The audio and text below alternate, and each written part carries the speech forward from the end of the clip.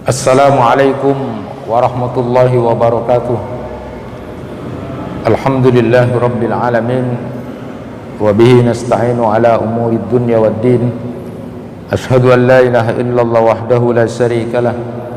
Wa ashhadu anna Muhammadan abduhu wa rasuluh. Allahumma salli wa sallim wa barik ala nabina Muhammad wa ala alihi wa ashabihi ajma'in. Amma ba'du. Jamaah kuliah subuh yang dirahmati Allah, kita akan melanjutkan kajian kitabnya Syekh Ibrahim Ar-Ruhaili, Tajridul Ittiba fi Bayani Asbabi Tafadulil A'mal. Kita ingin mengetahui tentang amal-amal yang utama agar nantinya kita bisa melaksanakan amal-amal yang kita lakukan itu bisa baik dan benar sesuai dengan sunnah Rasulullah sallallahu alaihi wasallam. Kenapa kita penting untuk membahas itu? Agar amal-amal yang kita lakukan ini betul-betul bisa diterima oleh Allah Subhanahu wa taala. Di samping memanfaatkan waktu yang cukup sebentar di dunia ini, maka kita belajar tentang amal-amal itu, mana amal-amalan yang utama, lalu kemudian kita juga belajar bagaimana kemudian amalan itu benar sesuai dengan apa yang diajarkan oleh Rasulullah sallallahu alaihi wasallam. Maka tentu perhatian kita, hadirin yang dirahmati Allah, untuk berusaha semaksimal mungkin belajar untuk mengilmui amal yang akan kita lakukan. Di kitab fikihnya salah satu karya dari Syekh Yusuf Al-Qaradawi itu, beliau menulis kitab Fikul Aulawiyat, jadi fikih prioritas.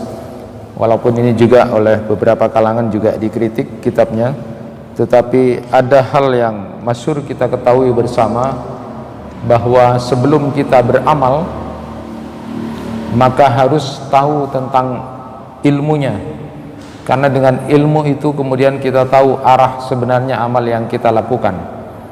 Jangan kita menjadi orang-orang yang disebutkan dalam Al-Quran itu termasuk orang yang semangat beramal tapi tidak mengilmui tentang amal yang dilakukan itu. Oleh karena itu, di antara fikih prioritas yang beliau sebutkan adalah mendahulukan ilmu daripada amal. Lebih tahu ilmunya baru kemudian beramal. Nah, kenapa? Karena memang ada banyak ayat-ayat di dalam Al-Quran maupun hadis Rasulullah SAW yang mengingatkan kepada kita untuk mengetahui apakah amal yang kita lakukan itu punya dasar atau tidak, apakah amal yang kita lakukan itu benar atau tidak. Maka mendahulukan ilmu daripada amal itu menjadi prioritas. Ma'asyiral muslimin rahimakumullah,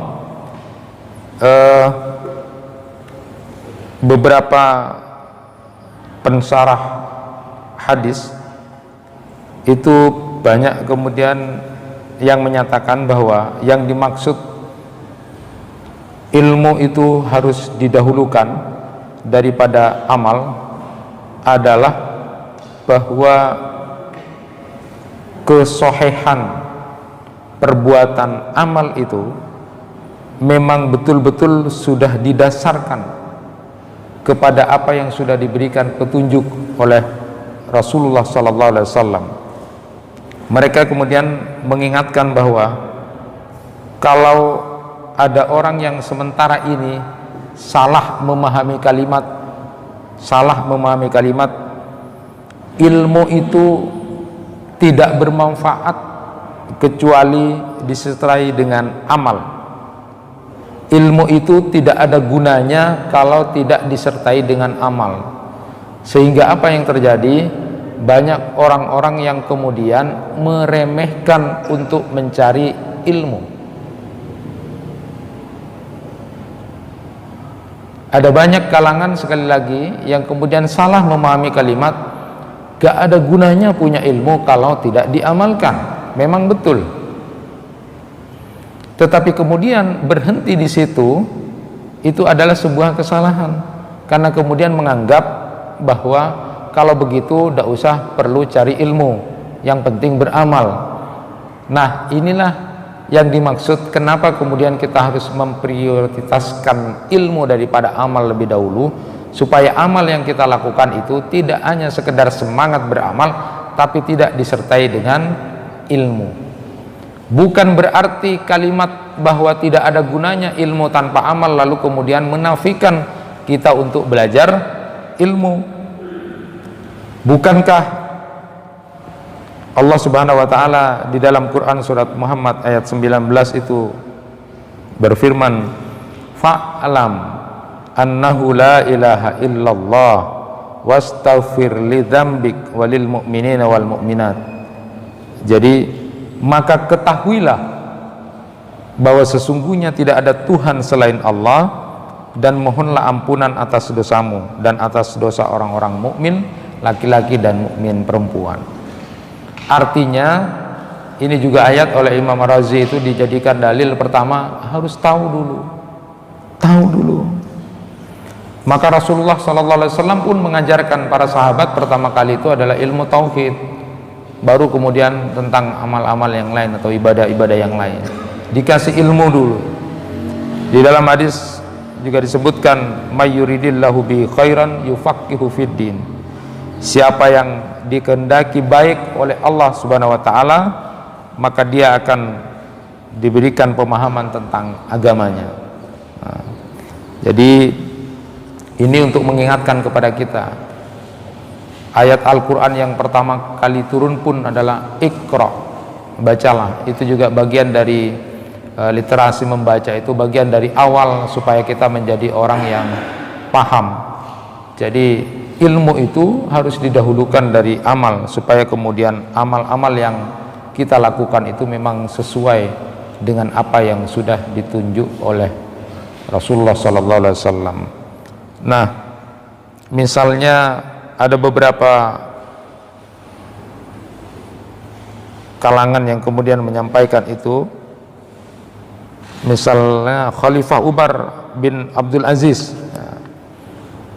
Khalifah Umar bin Abdul Aziz, beliau menyatakan, barang siapa yang melakukan satu pekerjaan tanpa ilmu, maka apa yang dia rusak lebih banyak dari apa yang dia perbaiki.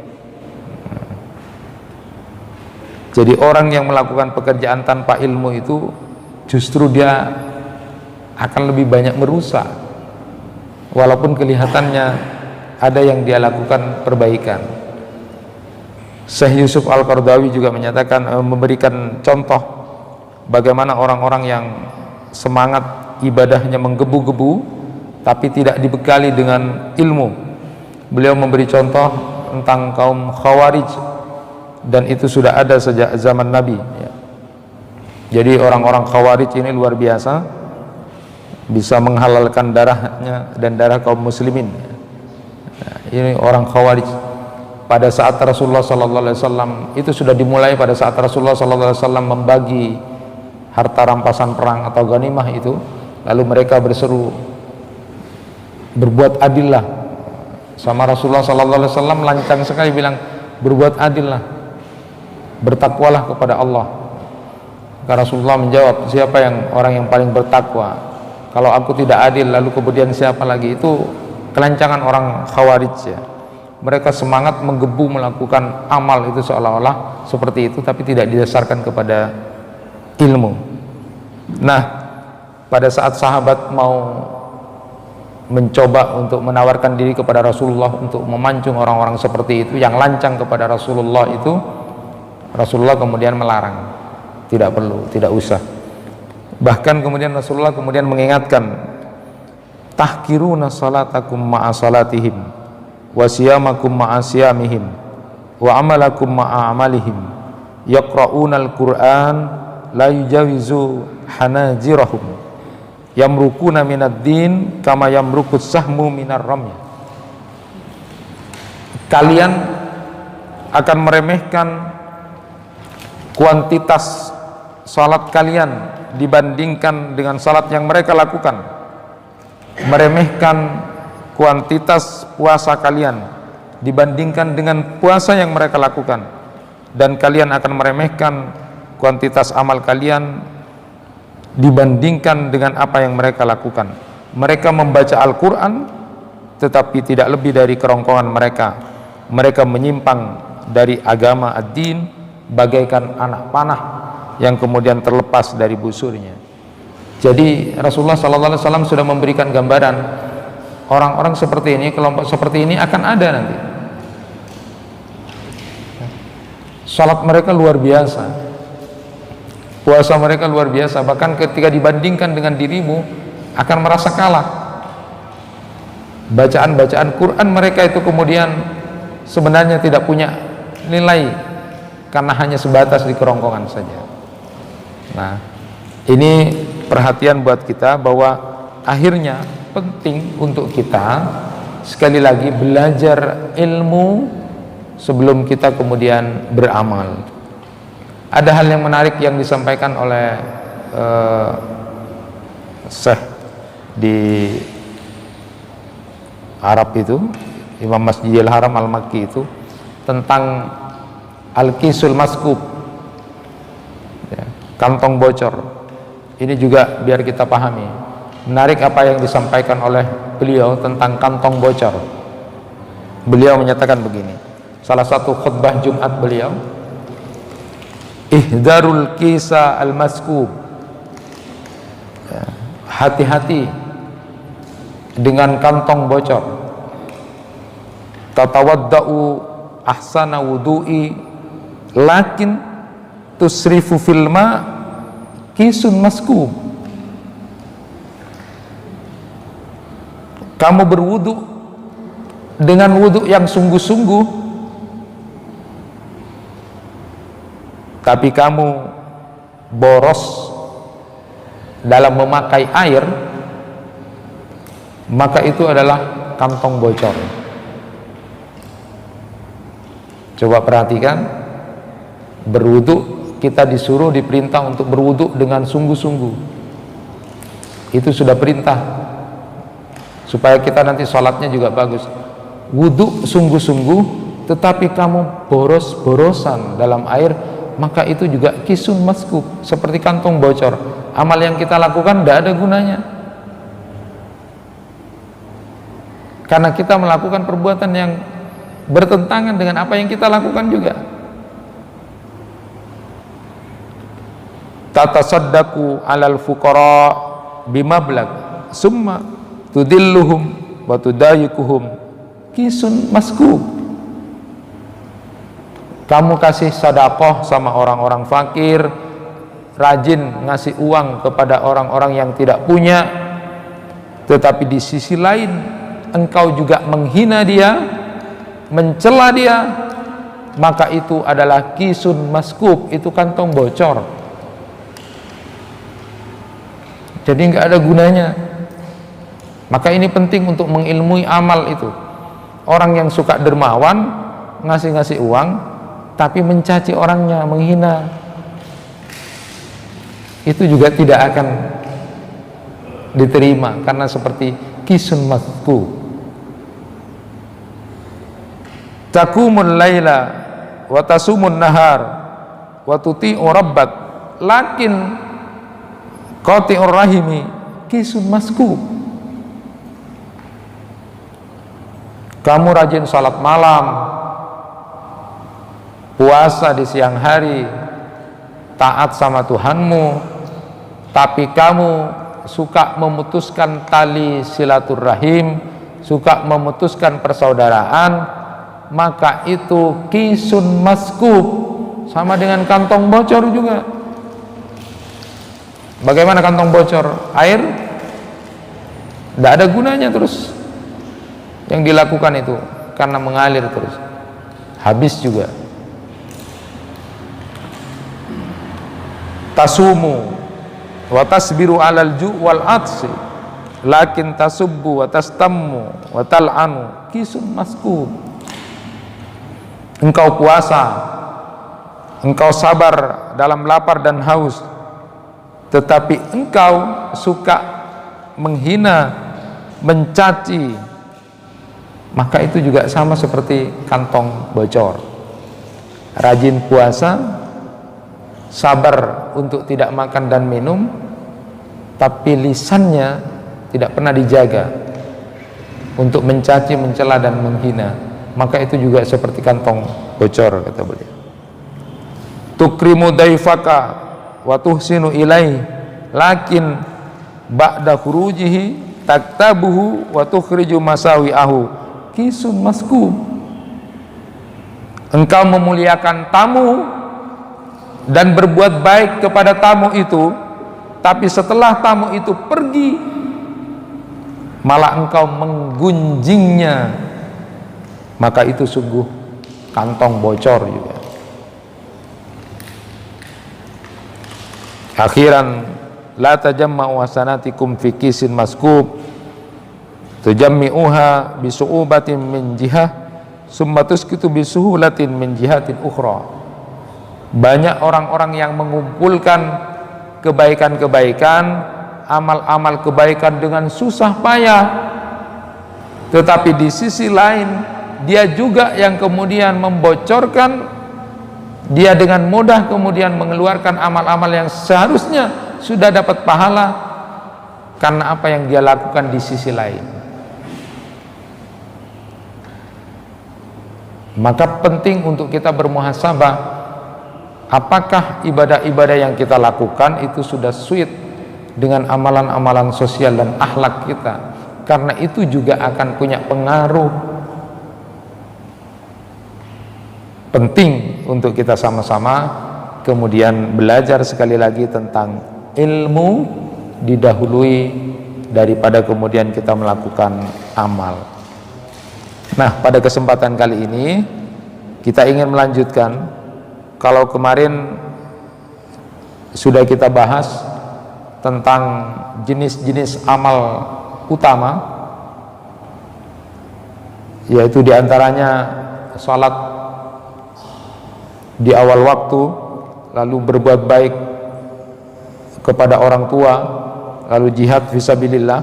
Maka saat ini kita akan belajar bersama apa yang disampaikan oleh Syekh Ibrahim Ar-Ruhaili itu tentang kaidah berikutnya, bagaimana supaya kita memandang amal itu dengan baik dan benar. Yang kedua yang beliau sampaikan adalah bahwa amal itu dibagi dua, wajib dan sunnah. Maka adapun amalan yang wajib itu lebih utama daripada sunnah. Melaksanakan yang wajib itu lebih dicintai daripada yang sunnah. Banyak nas yang menyatakan itu menjadi dalil. An Abi Hurairah radhiyallahu an qala Rasulullah sallallahu alaihi wasallam, innallaha qala man adali waliyan faqad adantuhu bil harbi wa ma taqarrabu ilayya abdi bi syai'in ahabba ilayya mimma aftaradtu alaihi wa ma yazalu abdi yataqarrabu ilayya bin nawafil hatta uhibbahu. Dari Abu Hurairah radhiyallahu an, Rasulullah sallallahu alaihi wasallam bersabda, sesungguhnya Allah taala berfirman, barang siapa yang memusuhi waliku, maka aku menyatakan perang terhadapnya, dan tidaklah seorang hamba mendekatkan diri padaku dengan sesuatu yang sangat kucintai melebihi apa yang telah kuwajibkan kepadanya, dan tidaklah seorang hamba mendekatkan diri kepadaku dan melakukan hal-hal yang sunnah sehingga aku mencintainya. Hadis riwayat Bukhari. Nah, hadis ini dipakai menjadi dalil, paling tidak ada 3 itu ya. Pertama, hadis ini dipakai dalil untuk mengetahui seseorang itu wali apa tidak. Jadi di hadis ini kan disebutkan, siapa yang memusuhi waliku maka aku akan menyatakan perang terhadapnya. Hadis ini ada yang kemudian dijadikan dasar untuk mengetahui apa seseorang wali atau tidak, kira-kira begitu. Jadi kalau macam-macam sama dia, kira-kira ada bahaya sama dia, Allah sudah akan berperang pada dia, artinya hati-hati. Kemudian yang kedua, hadis ini juga dipakai untuk menjadi dalil bahwa kalau ingin dicintai oleh Allah, maka perbanyaklah melakukan amalan-amalan sunnah di samping melakukan amalan yang wajib, supaya dicintai oleh Allah. Tetapi kali ini hadis ini juga menjadi dasar bahwa jangan sampai kita melakukan amal-amal yang sunnah lalu melalaikan amal-amal yang wajib. Wajiblah yang didahulukan, baru kemudian yang sunnah. Nah, Syekh Ibrahim Ar-Ruhaili itu menyatakan pertama begini, ibadah wajib itu lebih utama di sisi Allah dan lebih dicintai daripada ibadah yang hukumnya sunnah. Itu pertama. Ibnu Hajar Al-Asqalani dalam Fathul Barinya itu menyatakan begini, amalan yang lebih dicintai oleh Allah adalah amalan ibadah wajib. Barang siapa yang disibukkan oleh hal-hal yang wajib lalu kemudian dia melalaikan sunnah karena sibuk dengan wajib, maka itu dimaafkan. Tetapi siapa yang kemudian disibukkan oleh amalan-amalan sunnah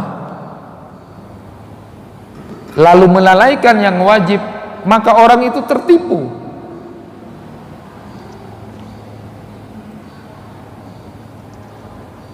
Orang itu tertipu. Saya beri contoh,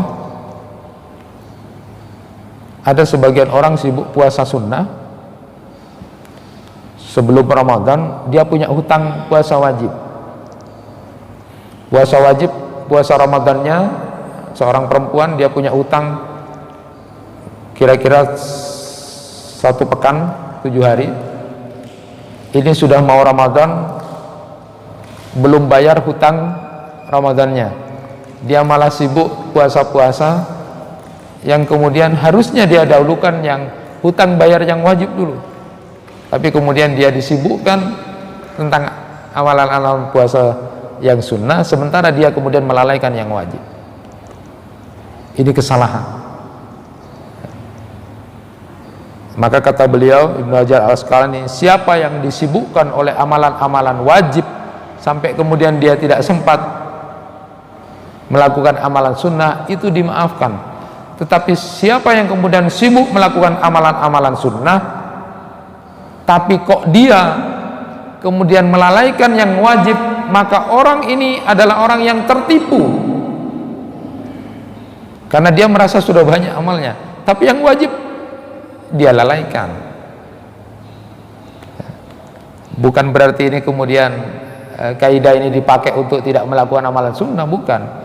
Sudah saya sampaikan tadi bahwa hadis itu menyatakan siapa yang ingin dicintai oleh Allah, maka di samping dia melakukan amalan wajib, maka perbanyaklah dia juga melakukan amalan-amalan sunnah.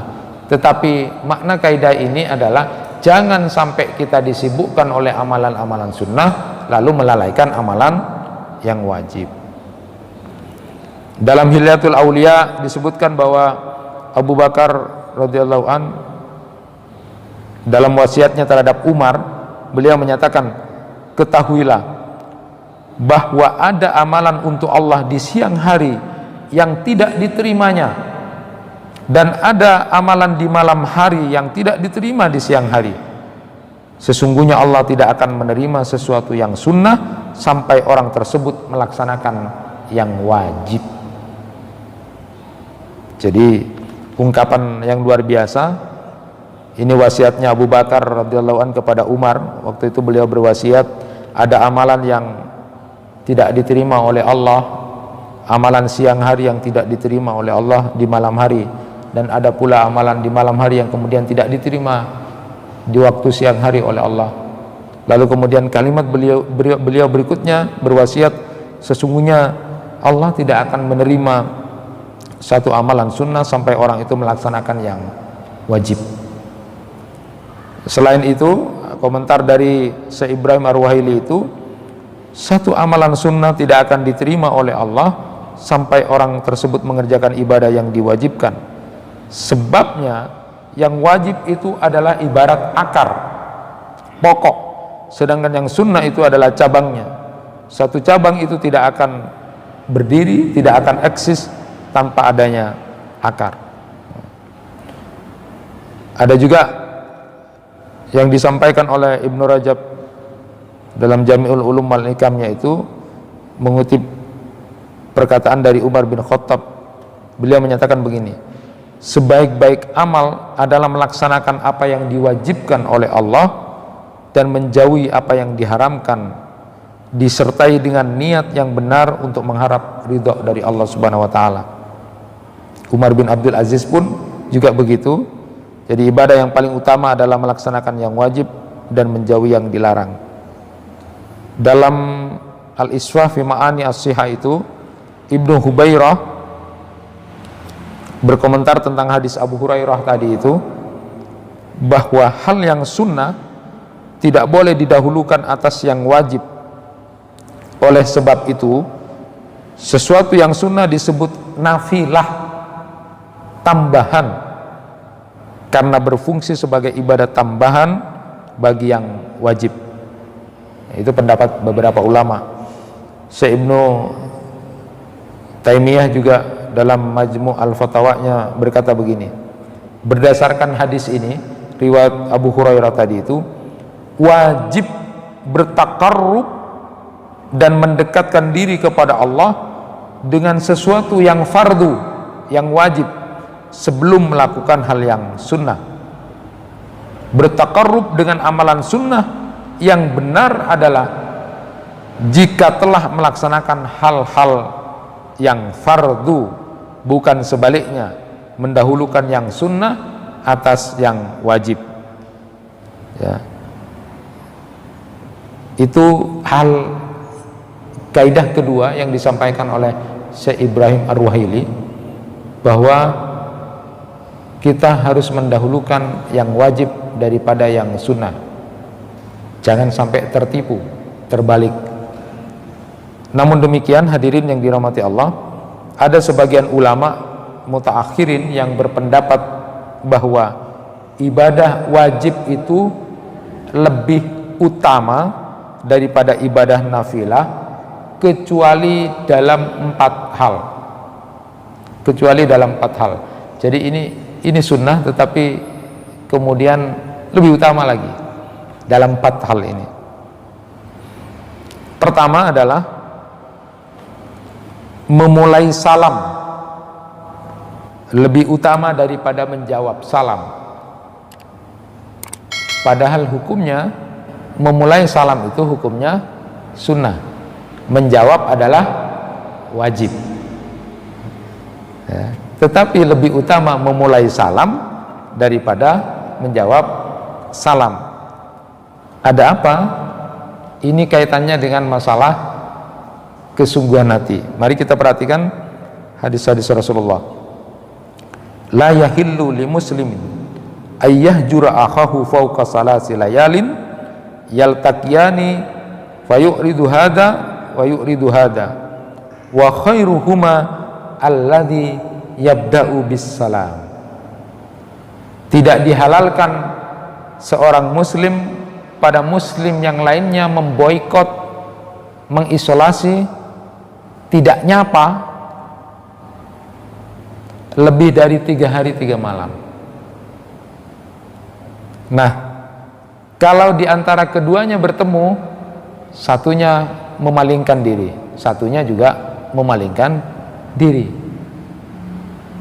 Lalu Rasulullah SAW menyatakan, wa khairuhuma alladhi yabda'u bis salam. Dan yang terbaik di antara keduanya, saya saling tak nyapa itu. Kalau jadi mau ketemu dari jarak jauh sudah paling setengah apaleng juga. Yang terbaik di antara keduanya itu adalah yang memulai salam. Hukum memulai salam itu adalah sunnah, menjawabnya adalah wajib. Jadi lebih utama, tapi lebih utama memulai salam dibandingkan dengan menjawab salam. Inna aulan nas billah man badahum bisalam. Sesungguhnya seutama-utama manusia di sisi Allah adalah yang memulai salam. Itu yang pertama.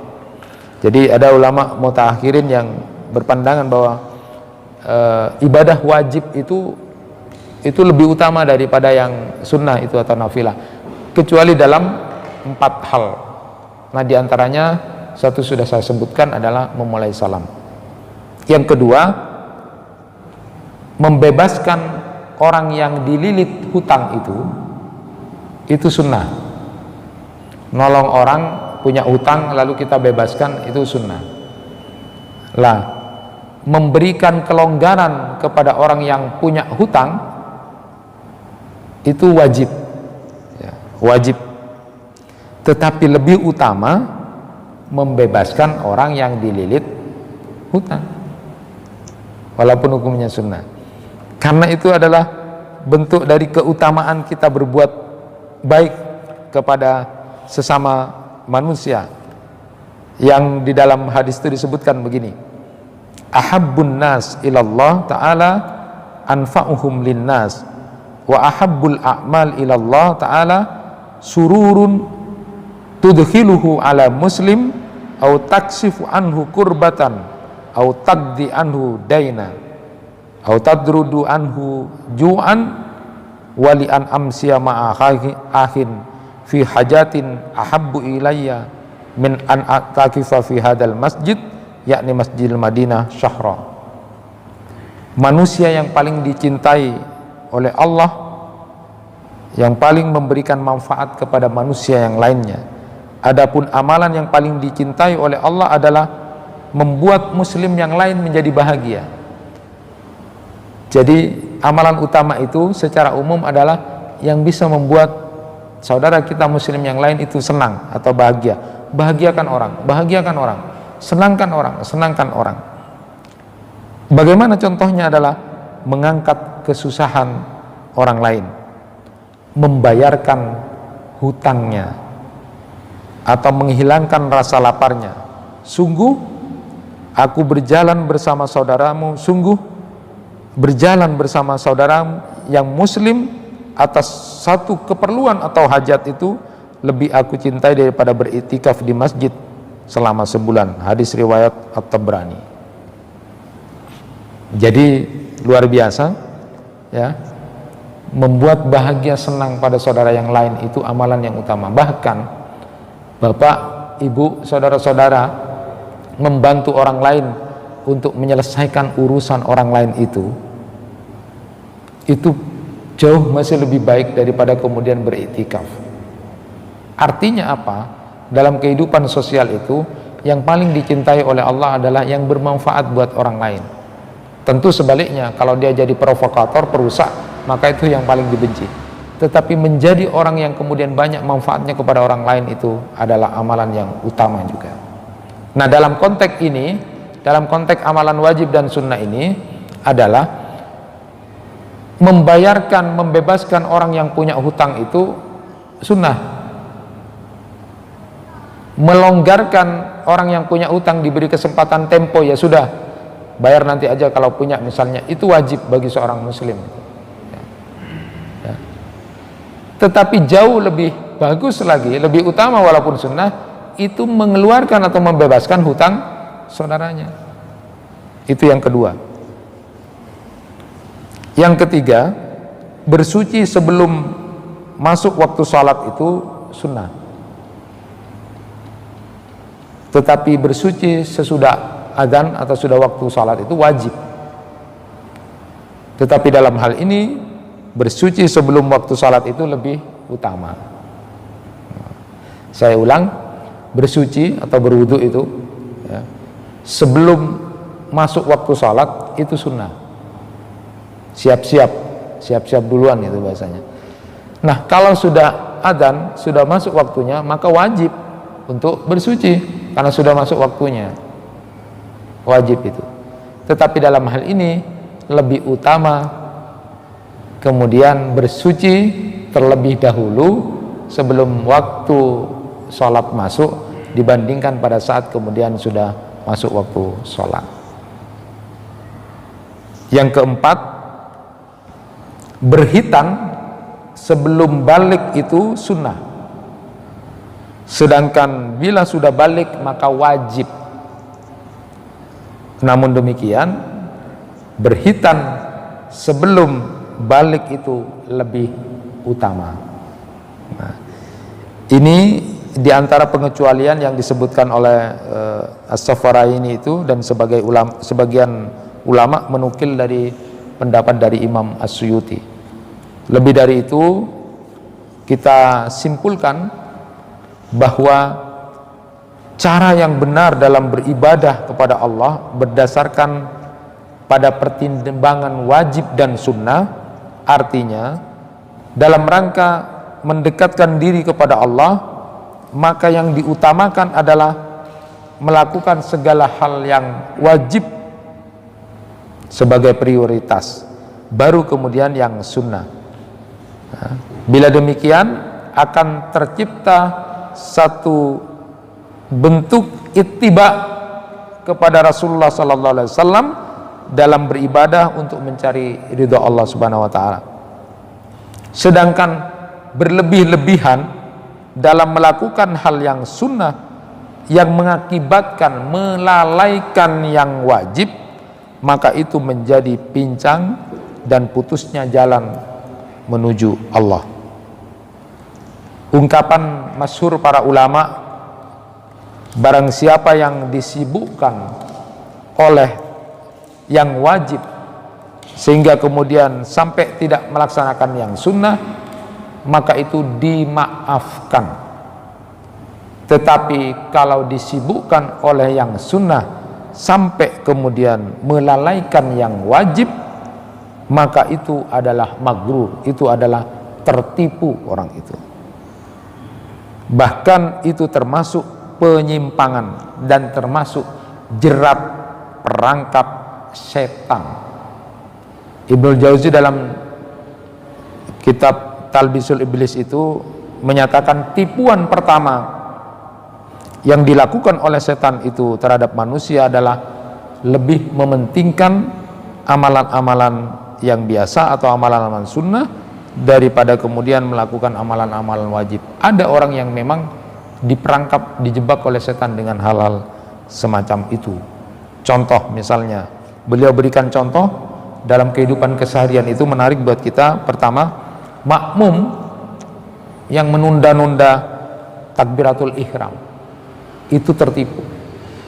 Jadi jamaah sholat sudah mulai, ada makmum yang kemudian menunda-nunda, santai gitu. Sudah surat mau ruku, surat terakhir, ayat terakhir dibaca, baru takbiratul ihram.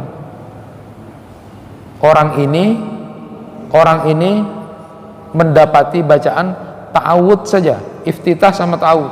Jadi baca wajjahtu wajhiya lilladzi fatara sama Allahu akbar, baru sampai a'udzubillah. Nah, dia melakukan yang sunnah tapi meninggalkan yang wajib. Apa yang wajib itu? Al-Fatihahnya. Walaupun secara fikih dia masih kedapatan satu rakaat, tapi dia sudah melalaikan karena dia posisinya tidak sedang terlambat, tetapi memang menunda-nunda takbiratul ihram. Ada inilah yang dikerjakan, ada inilah yang dikerjakan. Nah, itu termasuk daripada orang-orang yang dijebak oleh setan.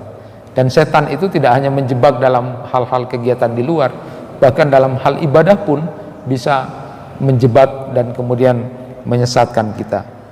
Jadi contohnya tadi orang yang menunda-nunda tadi, takbiratul ihramnya ditunda-tunda sampai imamnya sudah mau siap-siap ruku, lalu baru takbiratul ihram, baru dia sempat baca doa iftitah, ta'awud, Allahu akbar, sudah ikut dia dapat satu rakaat, Al-Fatihahnya ketinggalan, walaupun dia tetap dihitung satu rakaat, tapi dia termasuk orang yang lalai. Karena apa? Disibukkan oleh hal-hal yang tidak baik, sehingga yang wajib dilupakan. Yang kedua, beliau beri contoh salat malam. Ada orang yang salat malam gembira sekali, gembira, tapi tidak memanage waktu. Kira-kira jam setengah 4 dia sudah mulai, jam 1 dia gembira lagi, senang untuk melaksanakan salat. Kira-kira setengah 4 sudah teler dia, sudah capek dia. Giliran sudah adzan subuh, ketiduran, tidur. Tapi senang, malam-malam tadi sudah bangun gitu kan, merasa berjumpa dengan Allah. Nah, giliran sudah mau jam 4 kurang seperempat gitu, tak kelar, tidur sampai kemudian subuhnya jam 5, jam setengah 6. Nah, ini orang yang lalai, ini orang yang tertipu, karena disibukkan oleh hal yang menurut pikiran dia itu sunnah, tapi kemudian melalaikan yang wajib. Harusnya orang yang kemudian akan dicintai oleh Allah itu, dia sudah wajibnya sudah bagus, baru kemudian mengamalkan amalan-amalan sunnah yang lain. Jangan dibalik. Contoh lagi, yang ketiga, ini contoh yang diberikan oleh Ibnul Jauzi dalam Talbis Iblisnya itu. Ada orang yang senang puasa, dari saking senangnya puasa tiap hari, terus puasa terus, tiap hari puasa terus. Apa yang terjadi? Orang ini memang puasa, tapi dia, mohon maaf, tidak jadi kuat, tidak baik menafkahi istrinya atau keluarganya. Yang kedua, merasa melewati puasa terbaik.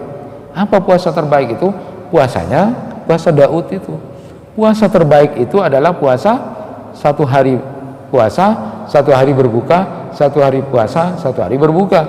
Nah, orang ini sudah muncul rasa ujub karena dia kemudian melakukan puasa yang sebenarnya tidak ada, lalu kemudian dilakukan karena senang puasa tiap hari terus. Di puasa sunnah itu selain puasa yang wajib, sampai kemudian urusan dengan keluarganya tidak beres, padahal istri kita punya hak. Kalau itu menyebabkan kemudian dengan puasa itu kemudian istri kita kemudian malah marah-marah, sebenarnya tidak diberikan hak. Hati-hati, banyak ibadah yang kita lakukan, banyak amalan yang kita lakukan, kadang-kadang terjebak oleh rayuan atau bisikan setan sehingga melakukan hal-hal yang sebenarnya ada banyak yang lebih penting dari itu, lalu kemudian kita hanya terlalu banyak melakukan pernek-pernek dari itu. Kesimpulannya adalah kaidah yang kedua, di samping mengenal jenis-jenis amalan yang utama, kaidah yang kedua yang kita perhatikan saat ini adalah lakukan yang wajib dengan baik dan benar, baru kemudian kita lakukan yang sunnah.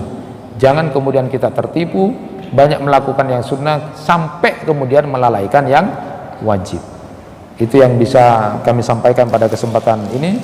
Mudah-mudahan di bulan Rajab ini Allah Subhanahu wa taala memberikan kekuatan kepada kita untuk tetap bersiap-siap, mudah-mudahan bisa berjumpa dengan Ramadan, mengisi bulan Rajab dan Sya'ban dengan baik, dan pada saatnya kita bertemu dengan Ramadan, kita bisa melaksanakan puasa dengan baik dan benar. Itu yang bisa disampaikan. Terima kasih perhatian, mohon maaf segala kekurangan. Wassalamualaikum warahmatullahi wabarakatuh.